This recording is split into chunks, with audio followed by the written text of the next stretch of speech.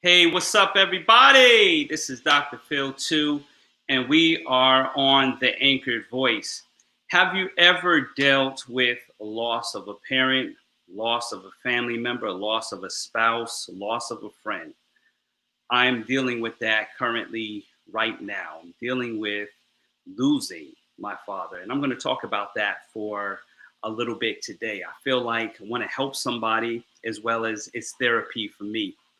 I believe in the Anchored Voice being a vulnerable podcast and being something that people can relate to, especially men. We're dealing with stuff. So, how do we relate to losing somebody we love? How do we process it? How do we deal with it? This is what we're going to talk about here on the Anchored Voice, helping men to anchor life. Welcome to the Anchored Voice. This is a podcast helping men to anchor life. I'm your host, Dr. Phil 2. Welcome to the program.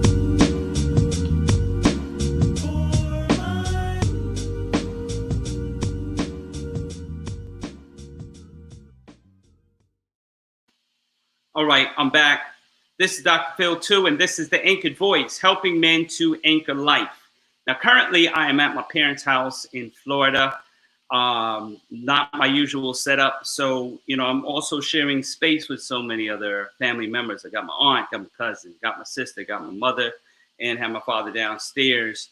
He's not able to come upstairs any longer. So guess what? You're going to hear random noises. You're going to hear phones ringing through the podcast. But guess what? We're going to carry on with this podcast. How to deal with a dying father. Now, this podcast is for men. This podcast is to help men to anchor life. So there may be other angles to what I'm going to talk about today.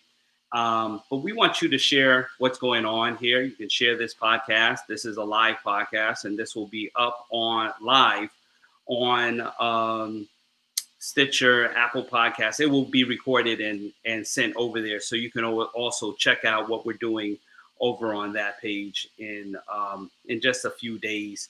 I'll edit it, make sure it gets out there. So if you're listening right now, I usually record a few days ahead, and then I upload them to whatever podcast download system you are currently using, even right now. So just wanted to express some things and wanted to thank those who have been praying for us and those who have been really keeping in touch with us and praying for us through this whole ordeal, and really just showing a lot of support and a lot of love. I want to thank everyone who's been doing that so far. We wanted to talk about the journey of what I'm dealing with today. My father has been in stage 4 cancer at this point. It's pancreatic cancer. So it's pancreatic cancer, and it's something that you really don't return from. I've had my aunt pass away due to the same thing. My grandfather on my mother's side died of cancer. So cancer is somewhere hereditary in here. Um, so we're talking about this. I mean, we deal with this now. I've had friends who have dealt with the loss of their fathers this year. And how are we dealing with this? How are you dealing with this? I mean, I've talked to so many people, and everybody deals with the loss differently. So I'm going to give you 3 ways that we deal with loss. 3 ways that we deal with loss, especially men that lose their father. I'm going to deal with 3 ways we can deal with losing our loved one. First, cry. Cry your tears out. It is okay. Men, it is okay. It is okay for men to cry. Matter of fact, you'll be surprised that more men cry than not cry. And for so many ways, so many times, people have told men, oh man, that's a sign of weakness. That's a sign that, you're not strong and you're not holding it together. But let me tell you something, crying is therapeutic. And especially, I'm not the type of person to really cry in public or cry with family. My wife will hug the tears out of me. She's good at that. She's great at that. But you know, I've just found myself sometimes being alone in my own space and cry it out, just like let it hang, let it go, because that's where you actually gain your strength, by letting your pain out, letting screaming it out, crying it out. That is how you deal with pain. And again, everybody deals with pain differently. I say, and I'm just coming from my perspective, cry it out. Okay. Thank you, Ebenezer. That's what I'm talking about. You know, let me put that up there. That's my boy, CJ Cares. And matter of fact, this episode of the Anchored Voice is sponsored by CJ Cares Podcast. Go check it out. That's my boy, Ebenezer. And please go on and check this out, CJ Cares. And you can check him out on Podbean. You can check him out on a variety of downloads, but you want to check out CJ Cares podcast.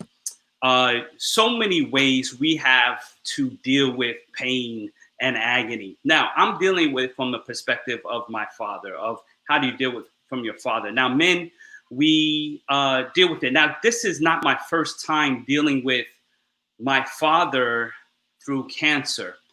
I actually, in my first marriage, I had to deal with my father-in-law at that time, dying of cancer. And I had to go through that process with him. This is not the first go round. I learned how to deal with that. But it was painful. It was agonizing. I was there to see his last breath. And, you know, it got to the point where he could not walk on his own. It got to the point where I had to carry him to the car. And when I carried him to the car, took him in the house, carried him in the house. And I tell you what, we were in Thanksgiving that day. And I went downstairs. I went in my own space. I went away from everybody. And I just let my tears out. I cried like I never cried before. Because to see a grown man go from strong to where he can't walk, that's a painful scenario. Now, again, when you cry and you let your tears out, it is not a sign of weakness. But again, there is strength and weakness. And yes, you know, to be vulnerable and to be weak, that is human. That is just what we deal with. We are weak. You know, I can't come on here and say, hey, you know, I've been strong through this whole thing. Oh, man. There have been times, you know, where I've seen my father deal with sickness or deal with ailments, where I was just a mess. And, you know, I'll give you a case in point. My mother always reminds me of this. There was a time my father just fainted a few years back, just fainted, fell flat on the floor. And I was so shocked it happened. I just ended up staring at him. I just ended up staring at him. I could not budge. I could not move. And I didn't know what to do. You know, my mother screaming, ah, you know, mother, you know, she just lets it go in a scream. I'm like, the screaming is not going to get him off the ground, you know, but neither is my staring. But we dealt with it. We got him back up. Finally, I snapped out of it. We got him back up. And he was fine. At least he says he's fine, because, you know, men, we oftentimes, hey, I'm fine, I'm good. But come to find out, a year later, he has blood flow in his brain. And that morning, I can see him moving slow throughout the house. I can see him moving, you know, being himself. And I can see him really, you know, struggling. And man, you know, I was like, what's going on with him?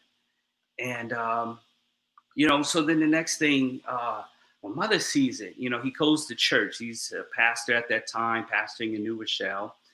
And he goes to the pulpit. Now he's moving slow, sluggish. Somebody in the church recognizes, starts sitting next to him. Hey, are you okay, Pastor? He says, I'm okay. And then he gets to the microphone, he preaches, he gets through the day, and they're eating. And then finally, mom's like, nah, man, something's not right. So she rushes him to the hospital. And I am about to start a business meeting at my church. Now, This business meeting I'm about to start, my church is about to go in on me because I'm about to make a decision, but not make a decision. I'm about to bring to them their attention some things that need to happen. And they did not like what I was proposing to the church. They were about to go in on me. Okay, I was about to be a fish fry, and they ready. Everybody's ready to go in. And I got the phone call. Hey, Poppy's in going to the emergency room. For what? For brain surgery. For what? Oh man. Ooh, let me tell you something. Let me tell you something. Somebody said they remember that day. Pamela, you remember that day. You were there. And uh, man, they called me and I'm like, I'm losing it. I go in the bathroom in my office. I'm losing it. I don't know what to think. I don't know how to think. I don't know how to process this. I just know I'm losing it at that moment. My daughters are upstairs. They're little kids at the time, and I'm losing it. And I eventually get myself together because, again, once you cry it out, you can kind of control it. But man, let me tell you something. I came out there, and one of my members saw what I was going through. I told them, "Hey, I got to close this out, Elder. I need you to go in. I need you to tell them we're not going to have this meeting. I got to go to the hospital right now. We are not having this meeting." And he went and told them. And one of my members came and hugged me. Oh, I lost it. I lost it again in her arms, because just that embrace, I lost it. And, I got it together again. I told the membership, listen, I'm sorry. We're going to have to do this. I can't even function. My brain space is not there. I'm going to the emergency room. We went to the emergency room. Poppy's alert. He's pretty much, good to go. But they tell him he has to have an emergency surgery the next day. It was a brain hematoma. Hope I'm saying it right, but it was like blood flow in the brain, and they had to drain the brain. So they had that emergency operation, and came out successful. Everything's well. We are praying. We are happy, and it was just the first scare. It was just the first moment. Like, okay, it's time for Poppy to retire from ministry. And we were kind of leading up to that already, but it was definitely time. My cousin Ryan said, "Yep, he remembers that day." So we set up his retirement, and man, it was great. It was a great retirement. It was good to see my father retire at a stage in his life where he was strong, he was healthy. A lot of times men, we don't retire until we die on the job. I didn't want to see my dad die on the job. I wanted to see him enjoy life. Um, After the fact, just to be able to travel, just to be able to be home and relax and not be rushing to this meeting and that meeting. And it was good. I mean, it was a great, great. Thank you. Somebody said he was one of the best pastors ever at New Rochelle. Thank you, Pamela. Appreciate that. Um, we we were happy. I mean, let me tell you something about his retirement. It was one of the best. We had some great people to send greetings, to come and say hello, and all of that. I believe even through this process, we were able to connect with some influential people, like the Brooklyn Borough president came through. We had the retirement in Queens, but he came from Brooklyn to Queens to give greetings because my dad had pastored in Brooklyn for many years. And then we had David Bratton. He's the one that wrote Every Praise. He came through and sang Every Praise. And that was great. We had Dr. Carlton Bird from Breath of Life and also Oakwood University Church. He came, he sent a video. Barry Black sent a video. And then my sister, she worked it out. I don't know how she worked it out, but she got Gloria Gaynor to send a video. Okay, Gloria Gaynor. she sent the video to my dad, and at some other point I'll post some of these videos because I still have them in honor of my father. So it was a great retirement. We loved it. We had a great time. I can say that he has enjoyed his time. He retired in New York, and shortly after that, my mother got a job in Florida. And it was a long process moving them out of the house to Florida. Okay. It was a long process. You understand when you've been in a house for like 34 years, uh, I'm looking at my house. I've been in there for like a year and a half, and that stuff there's just stuff in the house. They've had my stuff, my sister's stuff. They've had their stuff. It took months to move out of the house, and thank God for some good friends in Florida. They had some friends in Florida and things like that. So anyway, they moved here, and um, it's been a great retirement for him to be in Florida. But now he's dealing with cancer. He's dealing with fourth stage or stage 4 towards the end. How do you deal with that? Again, I said the first step was to cry, even when you don't know why you're crying, even when you don't understand your tears, just let it out, cry. That is the key point to dealing with grief. Let it out somehow, some form, some fashion, some way. You've got to let your pain out because it's okay to be in pain. I've been a pastor for 20 years, and I've seen people deal with pain differently. And I've heard different statements. Oh, you're not over that death yet, or you're not over this yet. No, you never get over it. You just get through it. You never get over death. You get through it.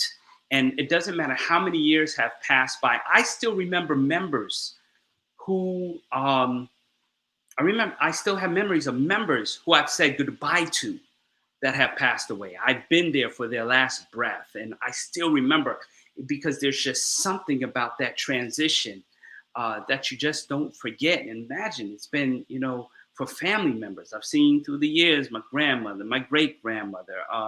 You don't get over this thing. You just learn how to cope. So I've learned how to be sympathetic to people who are dealing with grief because there's just no way to get over this. You never get over. You just get through it. So the second point, the first point is to cry. It's okay to cry. Men, it's okay to cry. Second point is to be there. Just be there for your family. Be there as much as possible. And I learned this early in life. I said, man, me and Dad are Mets fans, and he took me to a lot of Mets games as a kid, but I had to learn also, hey, I got to give back. So when I became older, I had to show him the same respect, take him to Mets game. Thank you, Pastor Paul. All right. Bible boot camp in the morning. Make sure you get up at 5. I've had to take him to these games. Take him now. Before he took me to the box seats. The nosebleeds. Anybody ever been to a baseball game and those nosebleeds? Oh yes. I had a fear of heights with those nosebleeds at Shea Stadium, man. But it was great. It was great experiences. Those were the days Mom would pack sandwiches and chips and box drinks and take it to the park. Now you got to spend a whole salary just to buy food when you go to a game. And I would just try to share those memories. We were there the last year of Shea Stadium. We got to walk around Shea Stadium. We got to touch the outfield, touch the grass, touch the dirt. I took him to his first spring training game a few years ago for the Mets in Port St. Lucie. After we moved out here, I said, we're going to a spring training game. Now, the last time, it was this year, right before COVID hit, we were able to go to the spring training game, and we were able to, I was able to get a foul ball. Now, one foul ball had gone over my head. I couldn't get it. But the next one, I promise you, I ran over it. It came in my row. I went and got it, jumped over my dad, and I got that foul ball. Presented to my dad. Here you go. This is yours. But it wasn't good enough. I needed a player to sign it. Now, because of the new rules of the netting, they put nets all around, so I couldn't really access a player during the game. Because sometimes you go to the bullpen, you get somebody to sign your ball. I got a ball signed years ago, so couldn't do that. So I went outside after the game and told my mother, take that to the car. I'm gonna figure out who can sign this ball. And I stood out at the gate, and man, all these players, they were walking by ignoring us, straight ignoring us. I was like, man, I get that. This was kind of the beginning of COVID, and we didn't really know how to address it, how to deal with it, how crazy it was. So not too many players were coming this way. But guess what? Look at God. The owner of the New York Mets, Fred Wilpon, walked by. I got him real quick before anybody got to him. I got to him. I said, listen, I need you to sign this for Poppy. He's dying of cancer. Can you sign this? He signed the ball. I was able to bring the baseball back to Poppy, signed by the owner of the New York Mets to my father. It is important to be there. It is important to share experiences. So you may say, man, I can't afford to get there. Oh, man, it's real dangerous getting there. I advise you just to be there.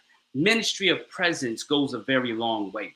You never want to look back at your parents' life and say, oh, I didn't make it because, or I didn't go because, or I didn't make that phone call because. Make that phone call.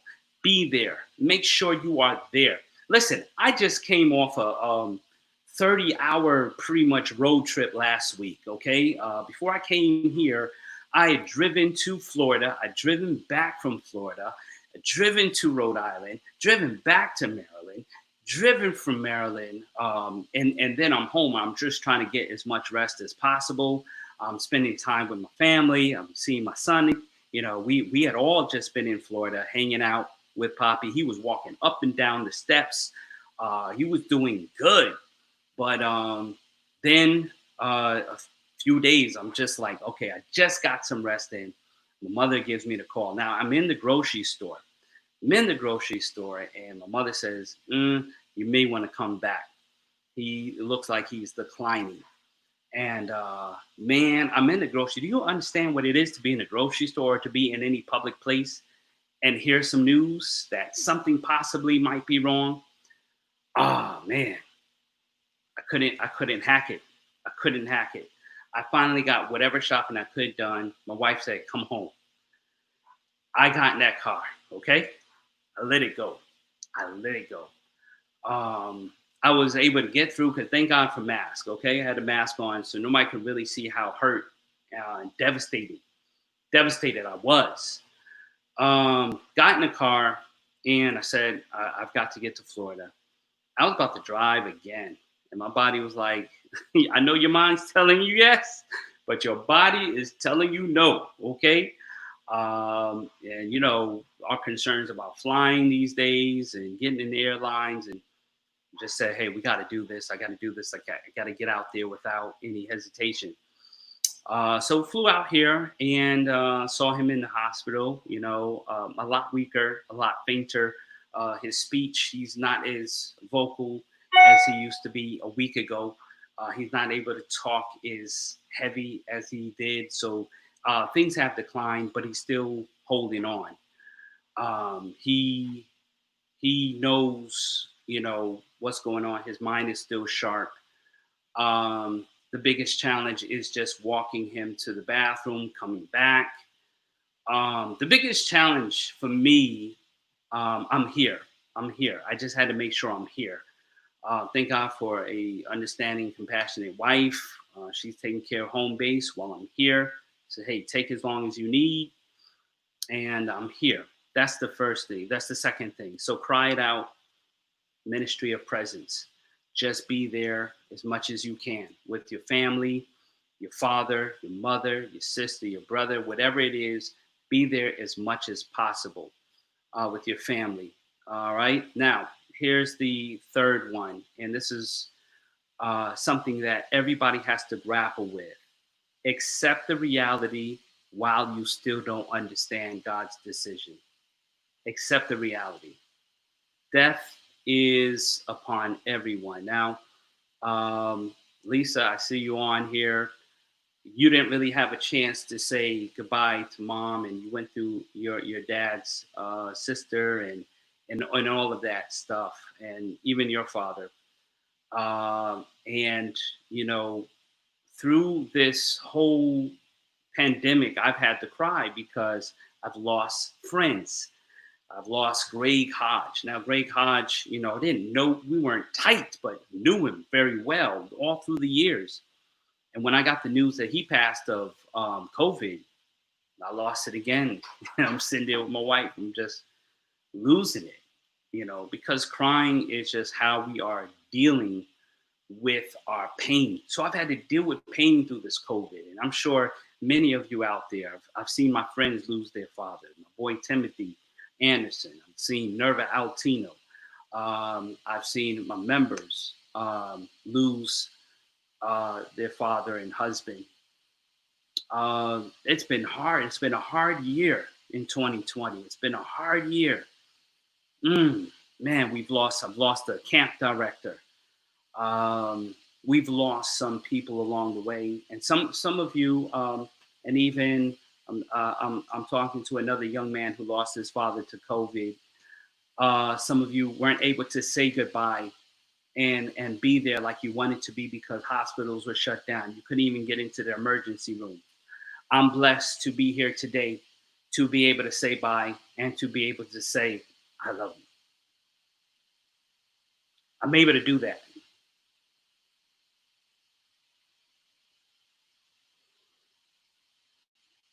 But it's hard. So be there.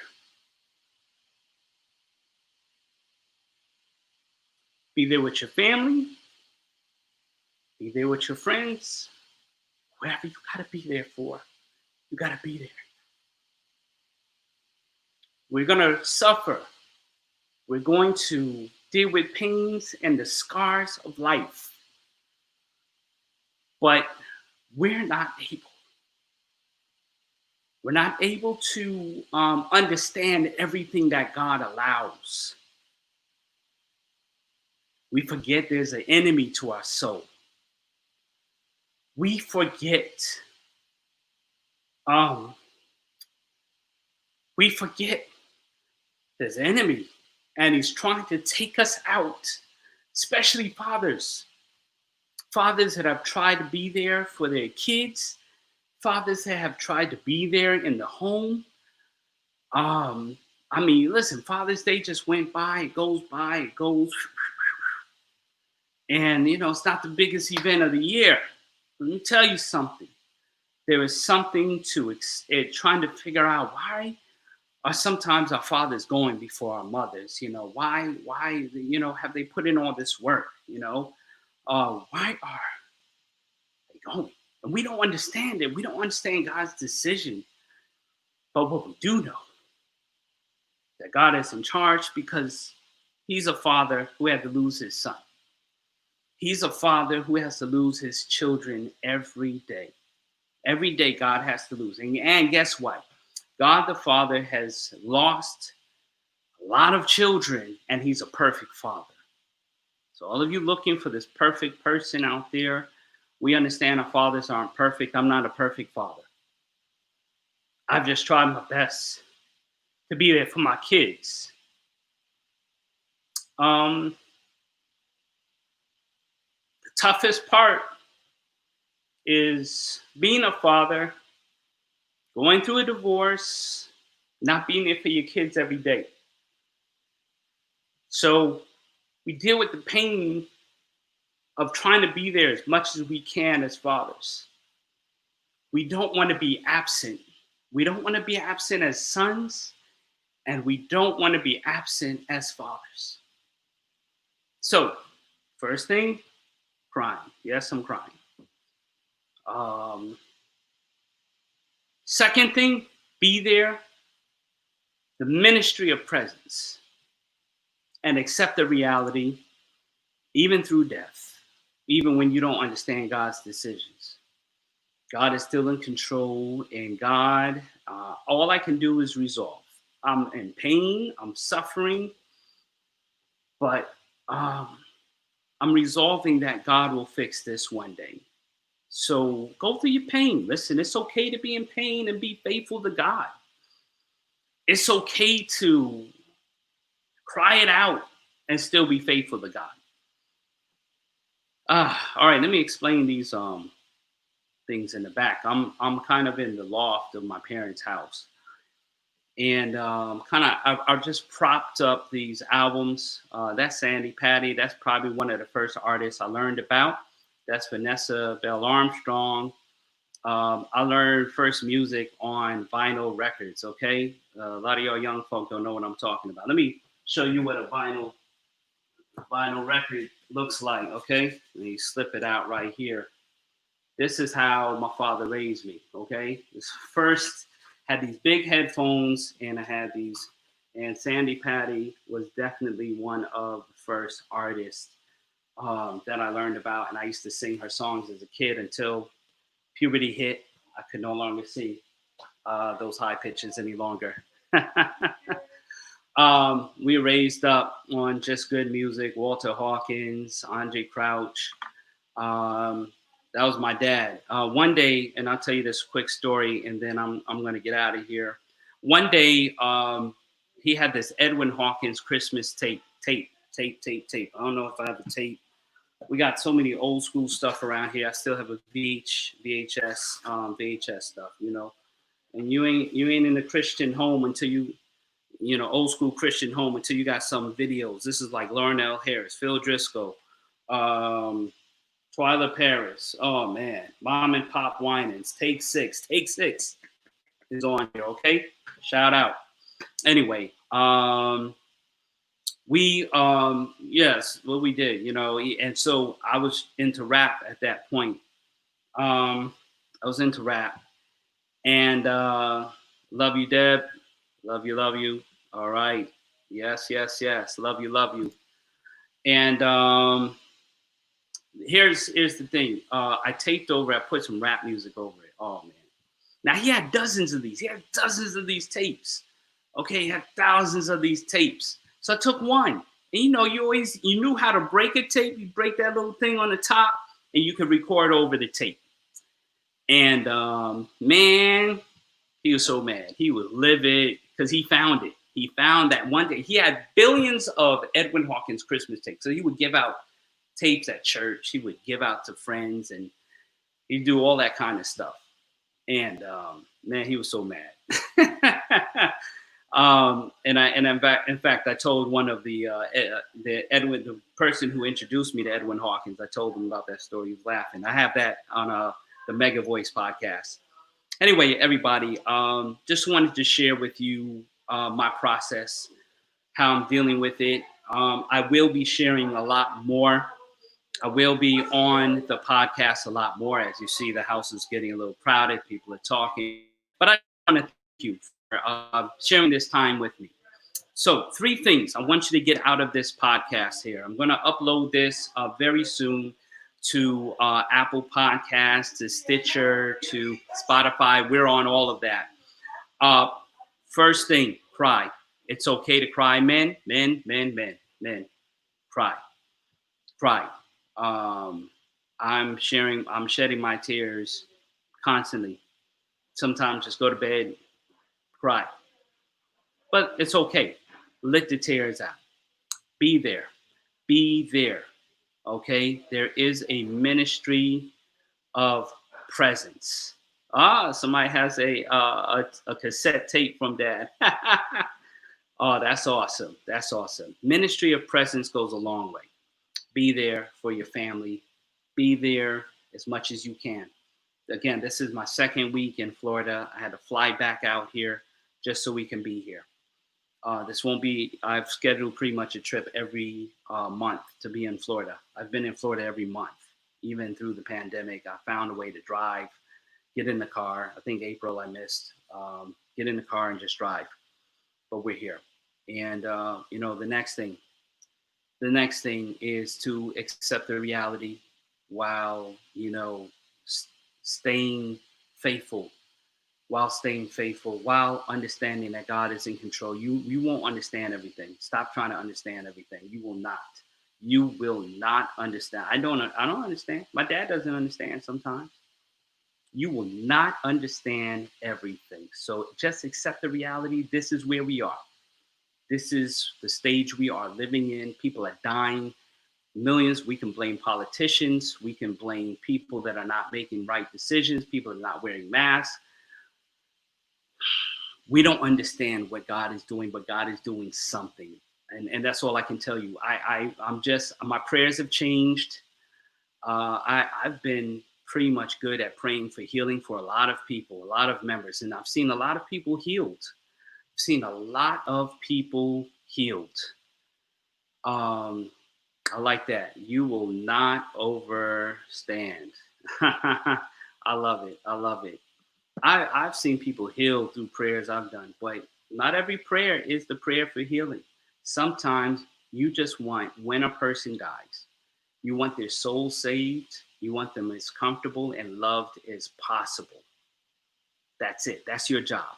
Your job is not to be God and bring people back to life. Sometimes you just got to send them off in the most peaceful way.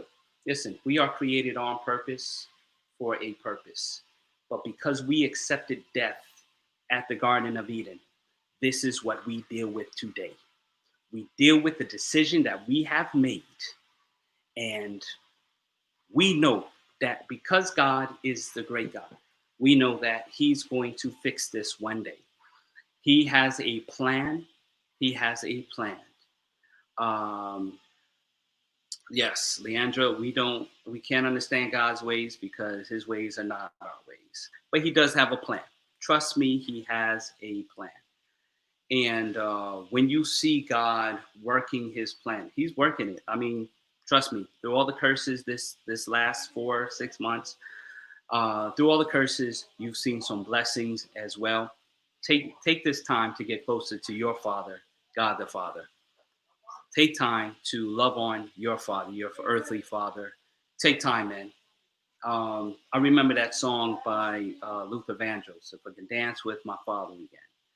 And I now have a better understanding of that song. I didn't understand it then, but I understand it right now. And I'm grateful I've had time to walk my Father, hang with him, pray over him. I'm grateful that every day I have with him, I'm grateful. I'm in pain, I'm hurting, but I am grateful to God. He's given me time to say goodbye. I'm Dr. Phil. This is the Anchored Voice. Please like our page. We're on, this is the Anchored Voice, helping men to anchor life. Download our podcast. I'll be talking about many issues that deal with men and so many things to come. This is a McGuire Entertainment Group product, and we are creating Christian content to help people. But this is a podcast helping men to anchor life. We thank you again for joining our podcast. We thank you so much for your prayers, for your love, for all that you bring to the table here. Man, we love you. We love you. God bless you from Dr. Phil, the Wesley family. Thank you to all those who have shared their love on this podcast and also who continue to pray. This is a podcast helping men to anchor life, the Anchored Voice. Thank you for listening to the Anchored Voice. For the video edition of this, subscribe to our YouTube channel, McGuire ENTV. For audio, listen on Podbean, Spotify, Apple Podcasts, Google Play, or Stitcher. Until next time, stay anchored.